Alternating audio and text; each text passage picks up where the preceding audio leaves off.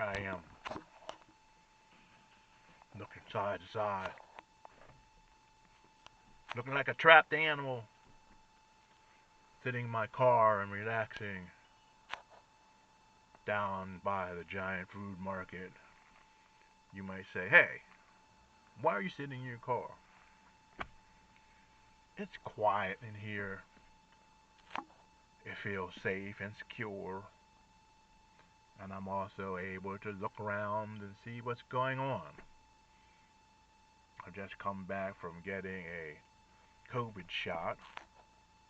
Don't know if that was the smartest thing. I've had a lot of problems all summer. Terrible allergy problems, breathing problems, vertigo, all kinds of things. And our new drug czar, RFK Jr., had been frightening everyone so much about COVID shots that I was afraid to take one, or considering at least that it might do something to me. But I got it today, still alive so far, and not worrying much about it. Life goes on. And so here I sit in a quiet space. The weather is beautiful. Of course, I'm always struggling against allergies, but I don't care because I'm learning to enjoy life despite struggling against anything. And I think the secret to life for all of us is learning to enjoy life despite struggling against anything and everything. Perhaps if you look at it in a spiritual sense, that is the reason we came into the world. We came in as a dare. We came in as a challenge. We came in so that we could take the knowledge that we have in our head and convert it to wisdom and knowing by application and by experiencing what it's like to live in a world where there's so much life, so much abundance. To live in such a world and to watch people starving, to watch people being murdered, to watch people being persecuted, to watch the whole place being torn apart, destroyed, to see how that feels, to watch billionaires who could end hunger, homelessness, all of those things with the snap of a finger, but who choose instead to gather more and more power and money so that they can store it up like insane individuals, afraid that somehow they will lose their billions and end up like the people who they are driving into poverty. This is a strange world, yes, but it is also an adventure. It all depends on how you really look at it. If one realizes that he or she is an eternal being who has never been born or who won't die, who has just entered into this live stream right now in order to experience, things change a lot. Nothing affects one as much. One can be happy, one can be sad, one can live, the body can die, but it really won't matter that much because that eternal soul and spirit will just move on to the next level or return back to the source from which it came. And the realization that this is the case is what is known as being awake or enlightened. Is not much more than that. We hear all kinds of terms and we get all kinds of methodologies. We hear the more popular people saying we must kill and destroy the ego, or now they're saying that we must change our perceptions. And as we change our perceptions, the world around us will change and we will be in heaven. But I myself don't think that we came into the world in order to escape the world. We didn't come into the world so we could change our perceptions and live like little gods on earth. That defeats the purpose. Because if we wanted to behave and live like gods, we would have never descended to this place. We come here to experience it. And we come here to overcome the feelings of pain and suffering that we have while we are in the midst of the fire, absorbing the fire and realizing that we are the fire. There's a little chant I learned once at our creation spirituality weekend retreat. It basically said, we are the fire within the fire, forever burning, forever churning. Maybe this is something that we can sing, we can move to, and we can dance to, even in the midst of the fire of today. The prejudices, the hatred, the bigotry, all of the people rising up to claim that their way is the right way and there's no other way that is acceptable, not only for them but for the whole world.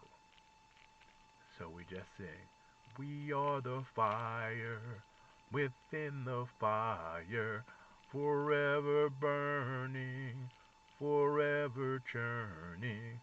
We are the fire within the fire, forever burning, forever churning. We are the fire within the fire, forever burning, forever churning. And that's not the only chant we can use, you see, because a lot of these chants are made for a purpose. They're made in order to help us make it through the most tumultuous, painful times. They're not only made to be used in safe spaces or sacred spaces, they are made to be used in the midst of the fire. To sing such a chant to oneself is magical, or any other Hindu chants or Buddhist chants or anything, to use them in a practical way. The way that our radio station, Practical Spirituality, used to talk about on Blog Talk Radio, which was suddenly shut down because Blog Talk Radio gave the individual too much power. On Blog Talk Radio, you see, one could put up one's own radio station, one could have talks, one could have up to 10 or 20 people called in at the same time. It was spread all over the place, so anyone who was willing to donate a little bit of money or even to do it free had a chance to have a talk radio station, had a chance to reach out, had a chance to put new ideas out so that people could hear them, and not only hear them, but talk about them. But in our system now, where freedom of speech is being shut down, even as the far right is crying about freedom of speech, this was not allowed. So what do? We create venues where people can communicate with each other, where people can talk with each other, where people with differing points of views who are seeking the truth can find it. We don't need the extremists there, of course, because many of them will never listen to the truth, or they'll just disrupt it so it won't happen. We need people who are sincere, who are looking for the truth, who are seeking it. And then no matter what differing ideas they have, you see, they will come to the truth and understand the truth. Anyone with good intentions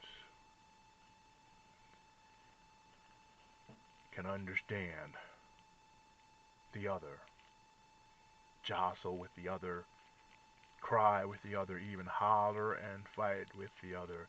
But over time, something happens. The person's mind expands. They become a bigger person. They grow.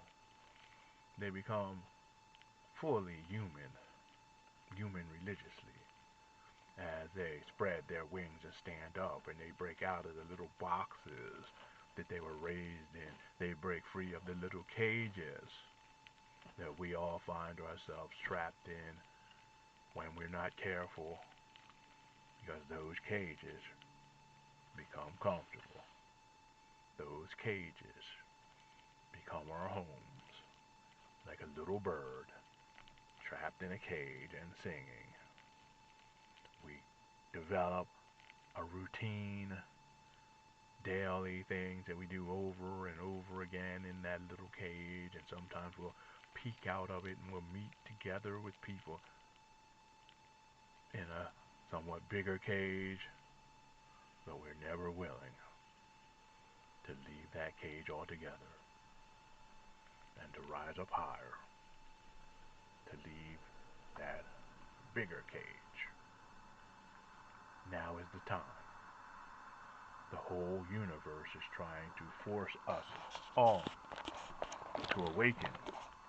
And my question is this: are you willing to awaken?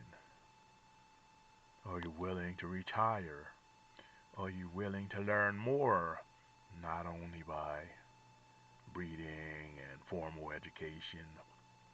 That education is somewhat tainted because it's controlled by money and the desire for money, controlled by the desire for having education so that you can make more money or be better than other people. So that's not what I mean. It means gaining knowledge and gaining wisdom by seeing, by hearing, by becoming aware, and by experiencing what's going on with oneself and others. This is done through meditation, prayer, and most of all, being willing to quiet one's mind and to just be quiet, to see what's going on, to look around and listen, and to shut up sometimes. Sometimes the best thing that a person can do in order to know the truth, to see the truth, to be the truth, is just to be quiet, to be there, like a fly on the wall, and to grow. So we try to help you do that on our YouTube channel here. We try to help you do that on our Spreaker radio show. We try through many venues as we try to raise the limits of truth and wisdom and understanding within not only ourselves, but within each and every person listening to this station, watching this video, and living in this country that we call America. It's time for all of us to grow up and to create a heaven on earth. In other words, to make it on earth as it is in our concept of heaven. So, if you agree with these things, subscribe to our YouTube channel, hit the bell, and you'll hear when we put new things up. We put up a lot of different things: spiritual talks, serious talks, political talks. We even put up a lot of stories written by Prakash that have a lot of meaning, a lot of deeper meaning that you can withdraw or draw in to yourself just by watching and by listening. May your life be one that is beautiful. May your life be one that is wonderful. Check out our video. Check out some of the links. Check out our BizNet College, where you can learn various things, spirituality courses, finance courses, personal improvement courses, and all of those things for just $10 a month. It's good to be with you, and we look forward to being with you again very, very soon. Namaste, everyone.